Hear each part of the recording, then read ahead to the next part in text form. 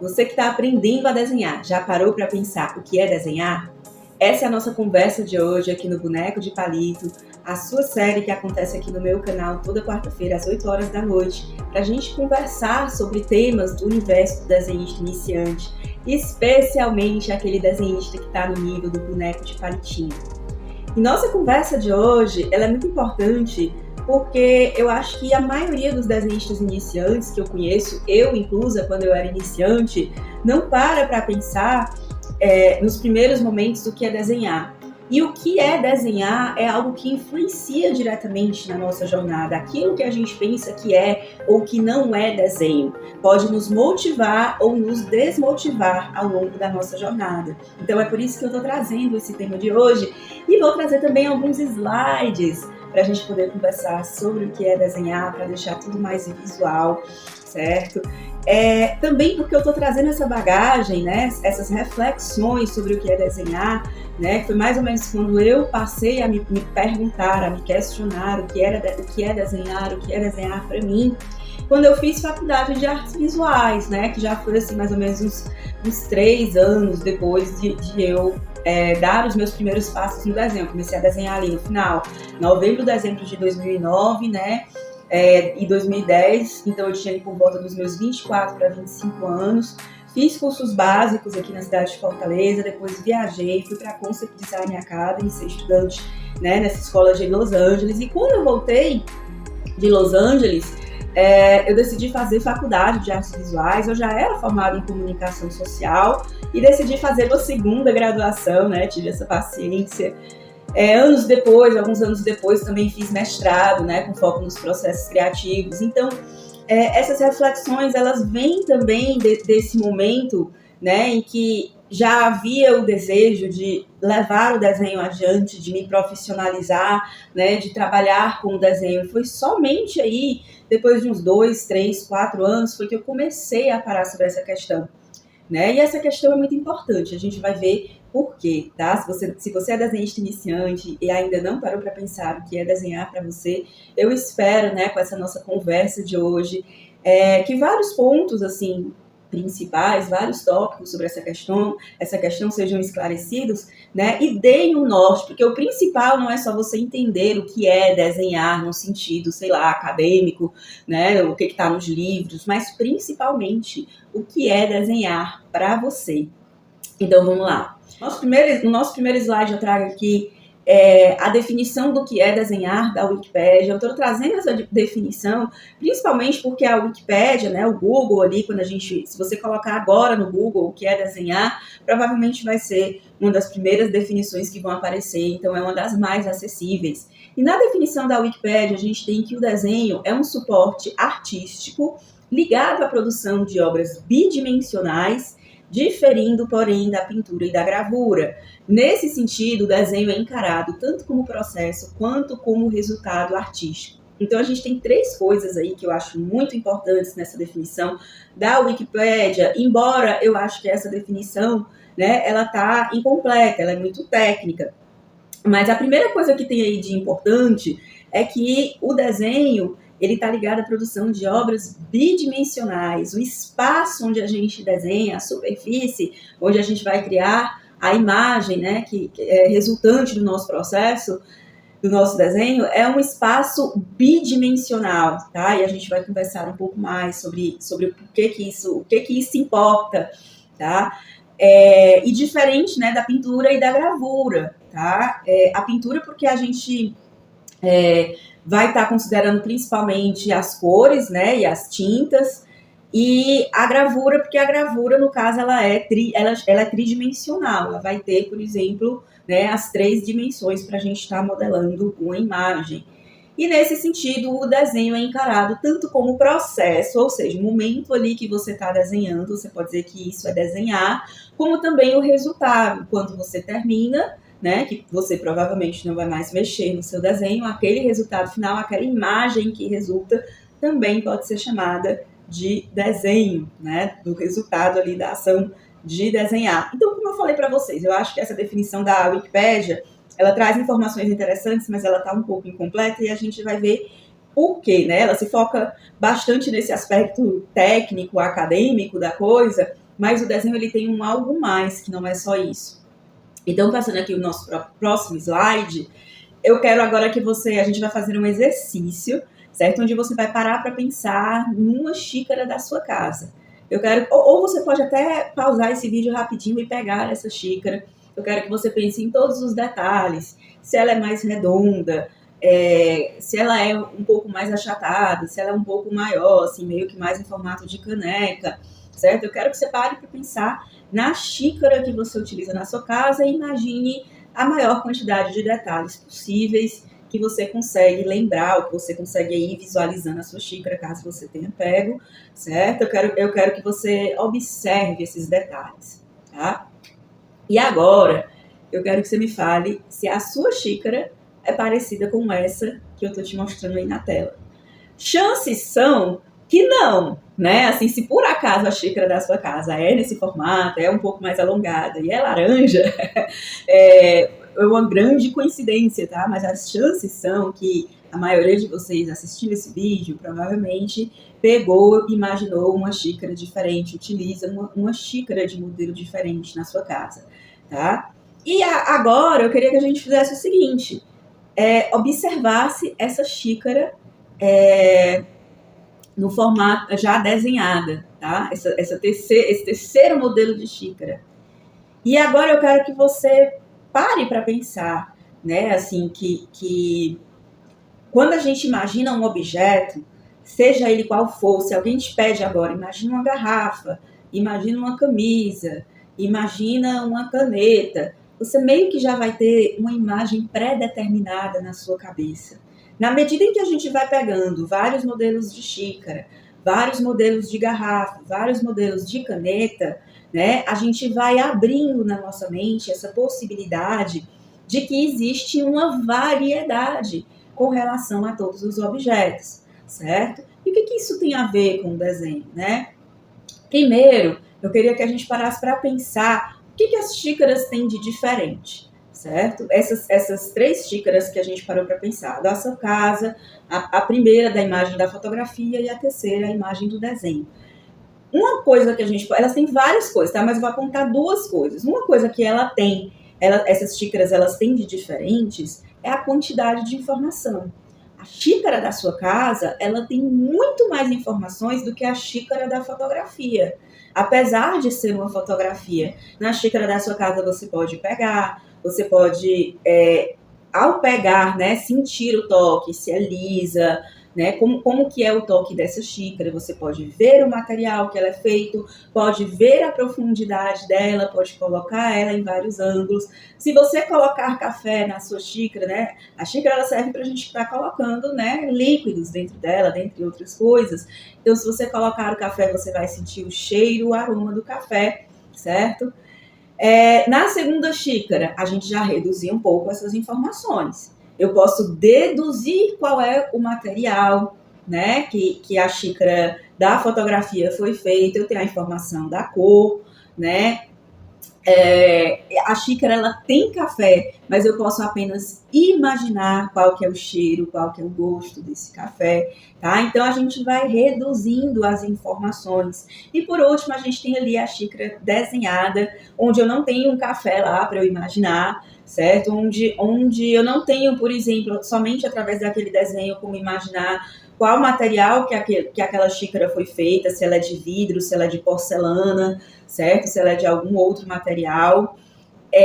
O que eu tenho ali, e aí vem a segunda diferença, são as formas e proporções. Então, na xícara da sua casa, provavelmente tem formas e proporções diferentes da fotografia e diferentes da xícara que eu mostrei somente desenhada, certo? E aí eu também quero que a gente pare para pensar o que as xícaras têm em comum. As xícaras, na sua multiplicidade, assim, né, a gente mostrou que a gente é capaz de imaginar diversas xícaras, diversos objetos no mundo. Esses objetos, no momento em que a gente para desenhar, eles representam um recorte, um pedaço da realidade, certo? Então, a gente poderia, aqui, para a gente poder resumir, né? A xícara desenho, a xícara fotografia e a xícara da sua casa, as três para a gente comparar. Então, a gente poderia dizer que o desenho, ele é um pedaço do pedaço da realidade. Isso é muito importante, assim, parece um papo meio filosófico, esse negócio de falar sobre a realidade, tá? Mas entender que o objeto que você desenha, ele nunca vai ser o objeto real que inspirou aquele desenho, certo? Eu acho que é o primeiro passo, assim, para a gente compreender o desenho como expressão, certo? E mais uma coisa importante, ele é um pedaço do pedaço da realidade e ele é recriado num espaço bidimensional. O que é o espaço bidimensional? O espaço bidimensional é um espaço formado por duas dimensões, a largura e a altura. Nosso espaço, um espaço tridimensional, né, e a nossa visão, além da largura e da altura, percebe também o volume. Então, a gente teria aí o espaço, por exemplo, tridimensional das esculturas, certo? E essa questão do espaço bidimensional é muito importante no desenho, porque é através dela que a gente vai resolver problemas, certo? Como, por exemplo, como representar a profundidade num espaço que não tem profundidade, que é só altura e largura, certo? Então, chega aí a primeira... por isso que eu falei que ali na definição da Wikipédia, né, essa coisa dele falar do espaço bidimensional era algo importante, certo? Porque o espaço bidimensional, ele tem uma linguagem própria, certo? A superfície bidimensional, ela vai trabalhar com pontos, com linhas, com formas, planos, áreas, padrões, texturas, cores. E é através dessa linguagem, né, é através desses recursos que a gente vai transmitir uma mensagem, certo? Então, o que é desenhar? Uma primeira definição, assim, uma segunda definição que a gente já pegou da Wikipédia. Então, assim, né, nessa definição um pouco mais completa, né, desenhar é utilizar uma linguagem visual para recriar um pedaço da realidade sobre uma superfície bidimensional. Essa definição a gente vê que ainda está bem próxima, assim, dialogando, né, com a da Wikipédia. E é aí que eu gostaria de introduzir, depois de toda essa reflexão da xícara, da gente entender que o desenho ele é um recorte de um recorte da realidade. Por que ele é um recorte de um recorte? Tá? Vou voltar aqui rapidinho no nosso slide, onde a gente tem a nossa xícara desenhada, tem a fotografia da xícara e a gente tem a xícara da sua casa. A gente concorda muito facilmente que tanto a fotografia como o desenho de uma xícara são um pedaço da realidade, não são a xícara real, mas uma representação, uma imagem que representa aquele objeto real. É um pouco mais difícil a gente entender que a xícara da nossa casa, que a gente pega, né, e que a gente tem como pegar, como cheirar, como medir, também não é uma xícara real. A gente entra aí no terreno da semiótica, da semiologia. Eu não vou me alongar, né, nessa disciplina, né, nessa parte assim, da semiótica, porque entra em viagens assim, que eu acho que não precisa nesse vídeo, mas assim, por que não seria também real? Tá? Só explicando por que a xícara, a nossa xícara que a gente pega na nossa casa também não seria real. Porque ela é uma interpretação do nosso cérebro. Então, para a semiótica, por exemplo, é como se a gente não tivesse como alcançar diretamente as coisas como elas são na realidade. Sempre a realidade ela vai passar por um filtro que reduz a quantidade de informações, certo? Seja, por exemplo, um desenho, seja uma fotografia, ou seja o nosso próprio cérebro humano, nosso próprio organismo, nossa capacidade de estar captando esses estímulos, certo? Então, imagina só, se no nosso cérebro, né, aquilo que a gente capta já é uma imagem incompleta, já é uma imagem reduzida, imagina quando a gente passa para a fotografia, imagina quando a gente passa para o desenho, certo? E isso é muito importante, assim, essa coisa dessa redução de informações, certo? Porque daí a gente vai ou para um lado ou para o outro. De um lado a gente vai ter, né, a ideia que a gente vai conversar mais adiante, a ideia de um desenho, a possibilidade de um desenho realista, né? Será que é possível um desenho realista, já que o real é inalcançável até mesmo para o nosso cérebro humano, tá? Ou a possibilidade de assumir que não, que um desenho realista, por definição, né, não tem como ser feito, porque o desenho é sempre uma redução da informação, tá? E se isso está parecendo complicado demais, assim, se isso está parecendo filosofia demais, achei que desenhar era algo mais simples, mais fácil de entender, calma que a gente está chegando lá, tá? Eu estou jogando essas sementinhas, mas assim, para você ir refletindo, para você ir pensando, tá? Se de repente você já estudou semiótica, semiologia, né, simbologia, já entra, né, nesse universo onde as coisas não são o que elas parecem. Então, vamos juntar as informações, né? Se você está aprendendo a desenhar, nunca tinha parado para pensar no desenho como um signo, como um pedaço da realidade, né? Junta aquilo que você conhece sobre esse assunto com a ideia de aprender a desenhar, sobre o que é um desenho que vai dar boa. Então, vamos lá, continuando nossa conversa, né? A gente tem o desenho, o pedaço de uma realidade. E esse pedaço, ele constitui o tema, o assunto que a gente vai desenhar. Então, eu diria que tão importante quanto pensar na superfície bidimensional, né, no espaço bidimensional, é também pensar no tema que a gente escolhe para desenhar nessa superfície. Porque dependendo do tema, a gente vai ter mais ou menos dificuldade, mais ou menos facilidade, certo?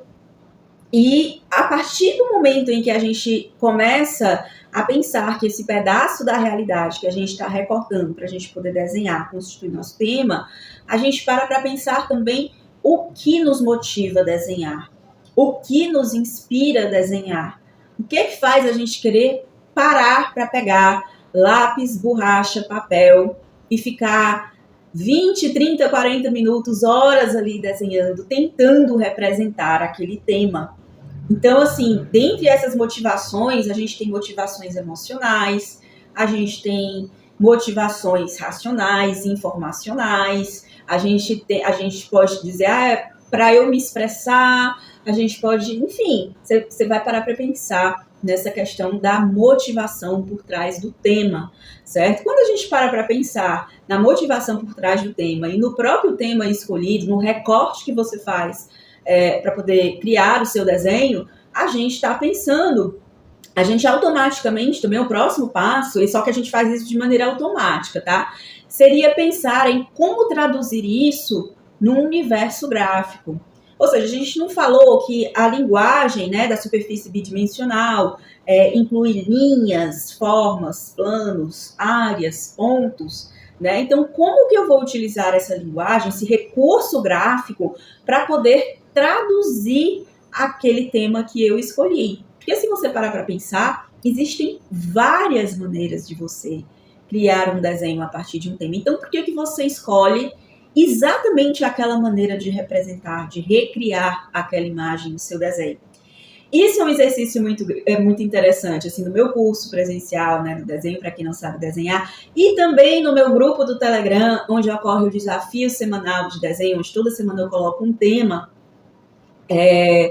de desenho, né, para que as pessoas que estão no grupo, né, se desafiem a desenhar. O link para você entrar nesse grupo do desafio de desenho do Telegram, caso você queira participar, né, desses desafios semanais, tá no link que eu deixei ali embaixo, tá, na descrição.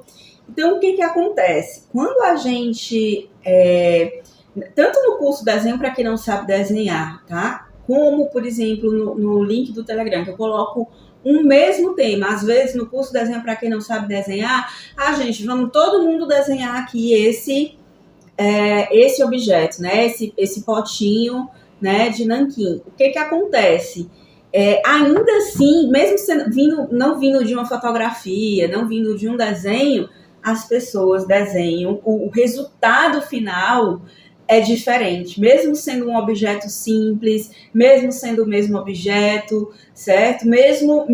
Enfim, mesmo sendo o mesmo tema lá no grupo. No grupo do Telegram eu falo assim, gente, o tema do nosso desenho, do nosso desafio dessa semana é cogumelo, é sapato. E aí tem gente que vai desenhar tênis, tem gente que vai desenhar o sapatinho da Cinderela, tem gente que vai desenhar outro sapato em outro estilo. Ou seja, quando a gente tem um tema, um assunto, a gente vai traduzir esse tema, certo? Num universo gráfico e a gente vai fazer através de uma linguagem gráfica, certo? E a gente vai fazer escolhas de como que a gente vai utilizar essa linguagem. É a mesma coisa, assim, eu acho semelhante, né? E eu gosto muito de falar dessa coisa da linguagem falada, da linguagem escrita, que é uma linguagem que a maioria das pessoas vão ter mais familiaridade, certo? Onde, por exemplo, o professor fala, faça uma redação sobre ecologia. E aí, cada redação vai ser diferente. Vai ser uma expressão diferente daquilo que a gente conhece sobre ecologia e daquilo que a gente domina da língua portuguesa para poder estar escrevendo. E eu posso fazer, por exemplo, uma redação sobre ecologia emocional, falar sobre a minha relação com a natureza, sobre a minha relação com a ecologia e colocar meus sentimentos, minhas impressões.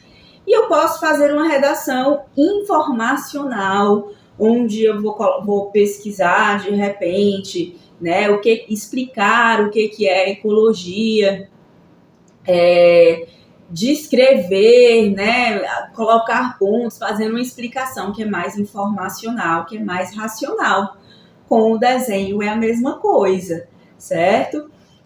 Então a gente começa a entender a partir daí que a superfície, né, e sua linguagem, ou seja, a superfície bidimensional e essa linguagem que a gente utiliza para se expressar no desenho, ela é um veículo, certo? E a gente, a partir daí também, começa a entender que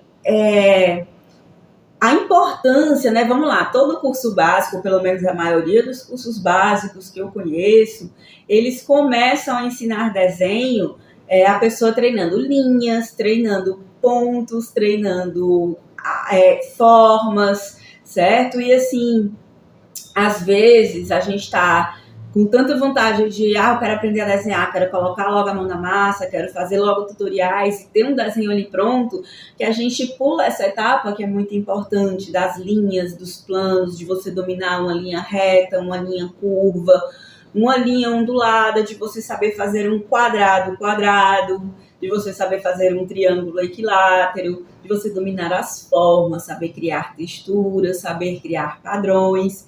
E tudo isso é um veículo para você se expressar. A superfície, no final das contas, ela vai estar a serviço do tema que você escolher e da maneira que você escolher de expressar esse tema, de criar esse tema, certo? E aí a gente passa aí pro assunto, o tema, né? Você pode escolher, por exemplo, dentre outras coisas, o grau de proximidade que esse tema vai ter com a realidade, com o assunto que você escolheu. Então, se eu vou desenhar, por exemplo, essa lamparina, e tem um tutorial aqui no canal, né, onde eu ensino passo a passo de desenhar essa lamparina, fazendo um estudo de desenho de observação, colorindo com aquarela. Eu vou deixar, né, o acesso, caso você se interesse em fazer esse tutorial ali em cima, certo? Então, se eu vou desenhar essa lamparina, eu posso escolher se eu vou tentar desenhar ela exatamente como eu estou vendo, mais próximo possível, ou se eu vou acrescentar alguma coisa minha, alguma distorção, se eu vou omitir alguma informação, reduzir alguma informação. Tudo isso são escolhas que a gente faz. Escolhas também que estão, que andam lado a lado com a nossa capacidade, tá? Porque se eu não domino a linguagem visual, certo? Se eu não domino o básico do desenho, eu posso até querer me expressar de uma determinada maneira. Mas aí, dependendo da maneira que eu quiser me expressar, pode ser que eu não consiga. Então, é por isso que treinar o básico, que ter, a gente chama de fundamentos, né? Ter essa base de fundamentos do desenho, né, muito bem construída, muito bem constituída, é muito importante, certo? E a imagem, ela é sobretudo, a conclusão assim, dessa nossa primeira parte dessa apresentação é que a imagem, ela é sobretudo uma forma de comunicação. Se ela tem uma linguagem, ela está comunicando algo. Esse algo que ela está comunicando é uma mensagem, certo? Então, quando você for parar para pensar agora, o que você quer desenhar, você vai parar para pensar o que você quer desenhar. Por que você quer desenhar isso? Certo? Qual é o seu objetivo? Eu quero desenhar essa lamparina para eu treinar. Por exemplo, eu ainda não domino as formas geométricas, a simetria. Eu acho que essa lamparina é um bom objeto para eu estar treinando, para eu estar dominando o básico. Então, eu vou desenhar essa lamparina. Ou então, eu vou desenhar essa lamparina porque eu sou nordestina, ela tem uma pintura, um colorido, né, que remete à minha terra. Eu vou colocar esses elementos bem em evidência. Ou eu vou desenhar essa lamparina, porque a lamparina ela é um símbolo, né? Ela carrega a luz, então ela é um símbolo do esclarecimento, do conhecimento humano. Tá vendo como podem existir várias razões, vários porquês daquilo que motiva a gente a estar desenhando? E isso é muito importante, que você entenda a sua motivação. Por que você cria o que você cria? Como você cria o que você cria? Como você quer desenhar isso? Quais são as escolhas que você faz? O que você omite? O que você quer detalhar? E, por último, né, assim, eu diria que mais na frente, quando você começa a querer trabalhar com desenho, ou até não, se você desenha como um hobby, certo? Você começa a se perguntar também para quem você está desenhando isso. Ah, eu estou desenhando isso aqui para mim, é um estudo que eu estou fazendo para eu aprender a desenhar. Eu estou desenhando isso aqui porque eu quero mandar, sei lá, para uma editora, eu quero fazer meu portfólio, eu quero trabalhar com desenho, eu quero que as pessoas vejam a minha capacidade, né, o que eu sou capaz de desenhar. Ou, por exemplo, eu estou desenhando isso aqui como uma forma de oração. Tem gente que desenha, não só pessoas atualmente, mas assim, no passado, era muito comum, tá, nas pirâmides, nas construções antigas, haverem desenhos que eram feitos voltados para o divino. Aqueles desenhos, eles não iam ser vistos por outros olhos humanos. Eles eram feitos, por exemplo, quando você se dá o trabalho de desenhar, de pegar todas as paredes de uma pirâmide, de encher de hieroglifo, de encher de imagens, certo? E depois lacra aquilo ali, e supostamente uma pirâmide lacrada, ela não é para ser aberta, né? A gente que foi xereta e abriu a pirâmide dos outros, mas imagina que aquilo ali era para durar 1.000, 2.000, 3.000, a eternidade lacrada. Aqueles desenhos que estão ali dentro, eles não são feitos para o olhar humano. Eles não foram feitos para outras pessoas verem. Eu vou fazer um desenho para compartilhar nas redes sociais, porque eu acho legal. Percebe como esse para quem também mexe com a nossa motivação, com a maneira como a gente vai fazer o nosso desenho, tá? Então, tudo isso é importante, todas essas reflexões. E como eu falei para vocês, o desenho, além da gente pensar, né, no suporte, na área, na superfície, na linguagem, é importante que a gente pense também o desenho como uma forma de comunicação, carregando uma mensagem, certo? Essa mensagem, como a gente já vem conversando, ela pode ser uma mensagem literal, que daí a gente chama de racional, certo? Linear, ou seja, eu vou desenhar novamente, né? Vou desenhar esse vasinho. Eu quero o vaso exatamente como eu estou vendo. Quero, por exemplo, ele é de plástico, quero mostrar para as pessoas que ele é de plástico, ele é pequeno, certo? Então, isso seria o desenho literal, que é também, é mais comum a gente ouvir as pessoas se referindo ao desenho literal, né, como desenho realista, certo?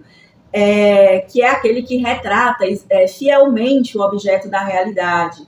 E aí a gente tem também a função simbólica da mensagem. Posso estar querendo desenhar algo que representa alguma outra coisa. Como eu falei para vocês, a lamparina, eu posso desenhar ela como símbolo do esclarecimento humano, como aquilo que ilumina a escuridão. Então, o importante ali não é o meu entendimento literal da lamparina, mas a transmissão dessa mensagem da lamparina como um símbolo de iluminação, por exemplo, certo? Eu posso desenhar algo, a minha mensagem ser alegórica, ser metafórica, certo? Ou até mesmo abstrata. Então, existem várias mensagens que são passadas através do desenho e que a gente vê ao longo da história da arte, certo? Se a gente parar a gente está muito acostumado, né, com a ideia de que desenho bom é desenho realista. O que é o desenho literal, desenho realista? É aquele desenho que a gente consegue identificar, de modo que quando a gente vê, por exemplo, imagem abstrata, aquilo causa um desconforto na gente, especialmente porque a gente não consegue identificar o que está ali, certo? Ou quando a gente tem uma linguagem mais iconográfica, né, como, por exemplo, os desenhos da antiguidade, do Egito Antigo, da Suméria Antiga, a gente olhar aquilo ali e achar que a gente identifica que é uma pessoa, que é uma planta, mas a gente achar que está faltando informação e que por isso a gente acha que é mal feito, quando na verdade o objetivo não era fazer um desenho realista. Tá? Então a gente tem aí várias funções dessa mensagem, vários objetivos com o qual a gente pode estar querendo comunicar através do desenho alguma coisa, e a gente vai ver vários exemplos na história da arte. Nesse período mais moderno, contemporâneo, a gente meio que se concentrou na linguagem, na mensagem literal, tá? Mas ao longo da história humana, se a gente pegar do Homo sapiens, a gente tem aí em torno de 12 mil anos de história, certo? Onde esses últimos 200, 300 anos que a gente vem se focando nessa imagem literal, né, no valor do desenho realista, sei lá, 10 segundos dentro de toda a história da produção de imagens da humanidade, certo? A gente vai falar um pouco mais sobre isso conforme a gente for avançando aqui. A gente já está mais ou menos na metade aqui da nossa conversa. Não esquece de me contar o que você está achando, quais foram os insights que você teve a partir dessa nossa conversa, certo? Me conta nos comentários. Se essa conversa é muito viajosa, mas está legal, né? Ou se de repente, meu Deus, será que para aprender a desenhar eu preciso pensar sobre tudo isso? Tá? Então não esquece de deixar nos comentários o que você achou.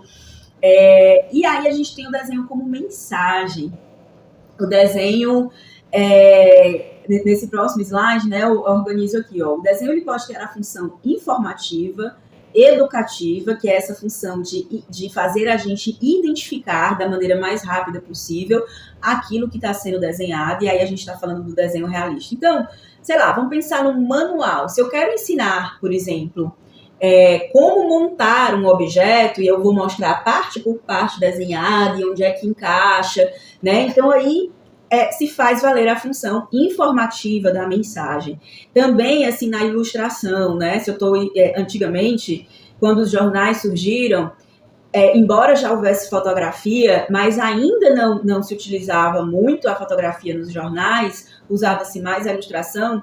Primeiro porque a fotografia ela demorava, às vezes, dias para ser revelada, tinha que montar toda uma parafernália assim, de objetos para poder bater a foto, certo? Então ela não era tão instantânea como hoje em dia, que você só pega a câmera, só pega o celular, vai e bate a foto. Então, quem é que supria essa necessidade ilustrativa nos jornais? Era o desenhista, o ilustrador, que ia lá e desenhava a cena instantaneamente. Então, aquela ilustração, ela tinha uma função informativa, né, da notícia que estava sendo colocada naquele jornal. Foi só com o tempo que a ilustração, ela também ganhou outros significados emocionais, que aí a gente entra na função emocional. Na função emocional, a gente tem mensagens carregadas de drama, carregadas de emoções, de sentimentos. Às vezes, a função emocional, a mensagem, ela nem chega a ser uma mensagem em si, mas ela é um comentário sobre algo. Entende? Você já parou para pensar, fazer um desenho como um comentário a alguma coisa? A gente vê muitos na internet, né? Quando a gente vê coisas polêmicas e as pessoas se posicionando, e desenhistas criando desenhos, né, se posicionando em relação a um determinado assunto, a gente está aí dentro de uma função muito mais emocional do que uma função informativa, tá? Não é que o desenho informativo, ele não carregue emoção nenhuma, tá? Eu acho que é até impossível a gente, assim, se despir completamente da nossa função emocional como seres humanos. A gente vai ter muitas vezes aí as duas funções meio que mescladas. Mas é interessante a gente tentar colocar uma do lado da outra nesse sentido, entender que um desenho pode tender mais ao objetivo de passar uma mensagem cuja função é informativa, é literal, ou ele pode querer passar mais algo emocional. Ele pode querer, por exemplo, contar uma história, certo? E aí a gente vai ter, eu acho que assim, a definição, a gente já viu duas definições, vamos para a terceira definição de desenho, eu acho que a gente pode definir desenho como o desenho enquanto forma de comunicação, né? Ele comunica mensagens através de recursos gráficos, abrindo as possibilidades de se viver experiências emocionais, certo? Então, muitas vezes o desenho que nos toca, o desenho que faz a gente parar diante dele, né? O desenho que a gente olha, né? E que faz algo dentro da gente se despertar e a gente querer, como eu queria saber desenhar isso, né? Ou então a gente admirar o desenhista que fez aquele desenho. Ele é um desenho capaz de despertar na gente uma experiência emocional. Seja uma experiência emocional, digamos assim, positiva, a gente sentir algo, né, que a gente entende como positivo, seja algo negativo, tá? Mas a experiência emocional, ela tá ali. E aí, agora, o que eu queria fazer para a gente encerrar, para a gente concluir essa nossa conversa? Eu queria que a gente pegasse desenhos, tá? Desde o período primitivo, e aí eu vou pegar um de cada período, tá, gente? Porque se eu fosse pegar aqui vários de cada período, a gente ia passar o resto do dia aqui no YouTube. Eu queria pegar um desenho de cada período que a gente separa, né, na história da arte. Período primitivo, arte antiga, arte medieval. Também estou pegando só os períodos principais, tá? Não estou pegando os movimentos dentro desses períodos, né? Vou focar no macro, tá? E aí a gente entra no período moderno. Importante que esse período moderno, eu não estou falando de arte moderna, mas eu estou falando do período moderno histórico, que começa ali depois do período medieval, ali, né? 1600, vai até ali mais ou menos 1900, chegada de 1900, eu diria que até ali mais ou menos 1920, tá? E a gente tem esse período, eu não sei exatamente de qual século a qual século, mas assim, na arte a gente ainda vai ver produções, né, mais ou menos dentro de um conjunto, certo? Que a gente encerra dentro desse período moderno. Só depois, quando surge a arte contemporânea, que, digamos assim, se encerra esse período, né, de produções modernas, não enquanto estilo, ou seja, a arte moderna, que é outra coisa, mas enquanto período histórico, certo? Então, assim, vamos lá, vamos pegar uma arte de cada um desses períodos para a gente poder tentar concluir a nossa conversa, identificando tudo assim, né? Pegar o que a gente conversou e tentar identificar nessas imagens. A gente começa com essa imagem do bisão, certo? É uma imagem que representa o período primitivo, certo? E a gente nota, eu consigo identificar esse bisão, mas eu consigo ver que é um bisão, mas a ideia aqui não é meramente me informar que isso é um bisão, eu reconhecer o bisão, a composição que ele tá, certo? A posição que ele tá, as cores, certo? A perspectiva, assim, a arte primitiva, ela tem uma característica muito interessante, né? Ela é uma arte bidimensional, tá? Mas de vez em quando ela coloca uns volumes que permite a gente perceber, né, alguns aspectos tridimensionais dentro daquela bidimensionalidade. E eu acho que é o caso desse bisão, quando a gente olha aí, por exemplo, nessa parte mais arredondada dele, assim, a gente tem a cabeça, tem essa parte aqui em cima, tá? A gente percebe um pouco mais de volume. Então, eu consigo perceber o que também? Esse animal é um animal forte, certo? Esse animal, ele é um animal que deve ser importante, porque ele estava sendo retratado nesse período, tá? Então, assim, essa imagem do bisão, a mensagem que ela passa é muito mais do que informativa, né? Claro, eu consigo reconhecer, existe algo de literal aí, mas existe também algo mágico, existe também algo que me diz das qualidades desse animal e da capacidade, certo? Da escolha de representar, as escolhas que foram feitas para representar, certo? Aí a gente passa aí para o período antigo, para a arte antiga, tá? E eu escolhi esse painel da arte suméria, tá? Primeiro que a arte suméria e a arte egípcia, elas vão dialogar em alguns pontos, certo? Assim, porque no geral a gente pensa em arte antiga, a gente pensa muito na arte egípcia, e por conta disso, desse costume que a gente tem de pensar na arte egípcia, foi que eu trouxe a suméria, né, pra gente diversificar um pouco, tá? Então a gente tem as figuras aí laterais, né, como a gente tem no Egito Antigo, e se você prestar atenção, ó, a gente consegue identificar que são pessoas, que são animais, quem é trabalhador, esse cara aí que tá sentado logo no início, né, na primeira linha, ele deve ser alguém muito importante, porque ele tá sentado e as outras figuras estão em pé, certo? E a gente também consegue perceber, além de identificar, a gente consegue perceber que uma história está sendo contada. Então, o principal aqui dessa mensagem não é a gente identificar, que eu digo assim, né? A gente consegue saber que são figuras humanas, figuras animais, mas principalmente o que essas figuras estão fazendo e como está em sequência, né? A gente percebe que está sendo contado ali uma história.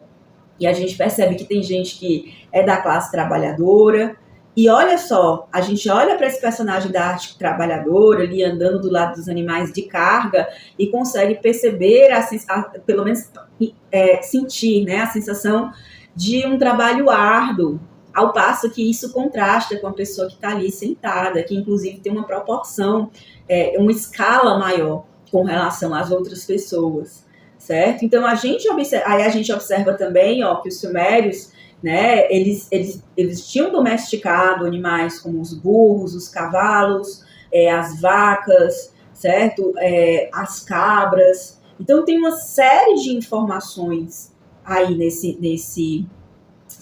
desenho, certo? E ele se cumpre dentro da função informativa, mas para além dessas informações, ele também desperta nossa curiosidade emocional, né? Quem são essas pessoas? O que elas estão fazendo? Quem são os trabalhadores? Quem são essas pessoas importantes que estão sentadas, né? Aí a gente vai vendo aqui, a gente está entrando agora na arte medieval, certo? E, novamente, a arte medieval, ó, a gente consegue identificar, tem uma função informativa, essa mensagem, são pessoas navegando, certo? Nos navios, aí nos barquinhos medievais, tá? Mas a gente também consegue, principalmente pela cor, né? A água azul, esse verde no fundo, né? Os escudos avermelhados, e a expressão das pessoas que estão navegando, né? As pessoas aí amontoadas dentro desse barquinho. Então, novamente, a função, a mensagem medieval, a gente vê que até o período medieval, certo? A mensagem que o desenho ele passa, ele não está muito interessado na função informativa, na função literal, no realismo. Não é que as pessoas não soubessem desenhar de maneira realista.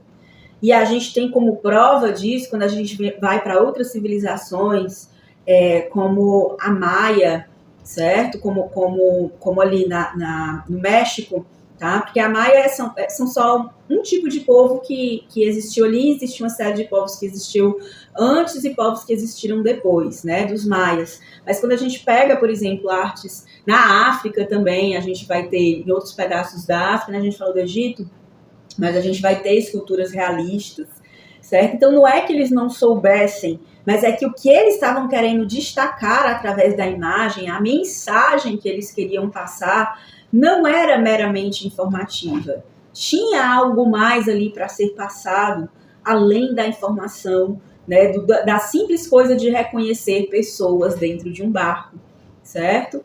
A gente sabe, por exemplo, que no período medieval, as cores, você não podia pintar os desenhos com qualquer cor da sua cabeça, as cores tinham significado, certo? Então, assim, e por isso que quando você vê os desenhos coloridos desse período, você vai ver vermelho, amarelo, azul e verde muito claramente, se repete, certo? Em todos eles, na maioria deles, tá? E aí a gente entra agora, né, no período moderno. Esse período, o que acontece? Depois do período medieval a gente vai ter o surgimento, né, a Renascença. Eu peguei uma pintura do Caravaggio, certo? Que é do período barroco. Porque o barroco, aqui a gente já poderia dizer que esse desenho é realista, tá? Porque ele do ponto de vista de retratar uma realidade, a gente já consegue muito mais pontos de identificação do que nesse desenho anterior aqui, certo?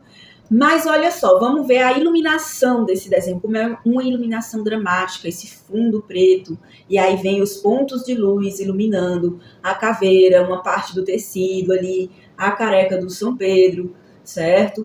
Esse São Pedro, gente, na época, o Caravaggio, esse quadro foi um escândalo, porque até então, né, a gente tem assim, um poder da religião na Europa medieval muito forte, né, vindo do período medieval, e você retratar figuras santas, como, por exemplo, os apóstolos de Cristo, você não podia retratar de uma maneira que não fosse gloriosa, que não fosse assim mostrando a santidade daquela figura. E esse São Pedro, ele tá ali na sua humildade, ele é magrinho, ele é frágil, ele tá na velhice, tá? Então, novamente, aqui a gente de imediato, o que vai chamar a atenção para a maioria dos leigos é essa semelhança com a realidade, mas quando você domina uma linguagem visual, né, mais profunda, você vai ver que tem elementos aí, que tem uma história, que é um comentário, tá, que está sendo colocado aí na pintura do Caravaggio, que é muito mais forte do que o Caravaggio. Eu sei fazer um desenho realista, entende?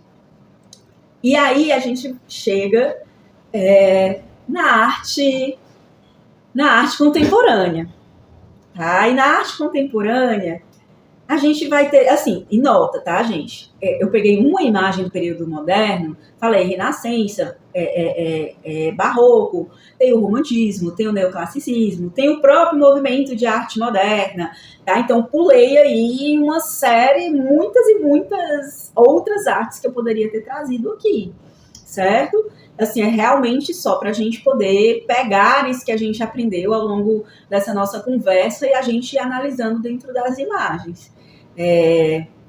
Então, a gente vai fechar aqui com essas duas imagens do período contemporâneo, tá? Que onde ou eu tenho, por exemplo, o contemporâneo, ele inaugurou o absurdo dentro da história da arte, né? Aquela história do mictório do Marcel Duchamp, né, que colocou o mictório dentro de uma galeria, assinou para mostrar, né, que tudo que o artista faz, se ele chegar até mesmo o mictório, pegar e botar a assinatura dele ali, né, vai ter muito valor. Então a gente inaugura com a arte contemporânea, né, o absurdo, a arte que não serve mais à beleza, porque até então a gente falava belas artes como um sinônimo, né, da arte, como uma coisa assim, evocando a coisa de que a arte tinha que ser bela, tinha que formar uma figura que era bela, certo? E com a arte contemporânea, a gente inaugura um rompimento com esse valor da arte como belo e da arte como necessariamente tendo um significado racional, lógico, né, ou arte para agradar os sentidos. Então a gente entra nessa lógica do absurdo também, porque a gente entra na lógica das mídias de massa, né, na lógica de um mundo que é muito diferente, né? A gente já tem industrialização, a gente já tem ali as classes trabalhadoras vivendo nesse mundo industrial, a gente já tem ali a sociedade de massa e de consumo.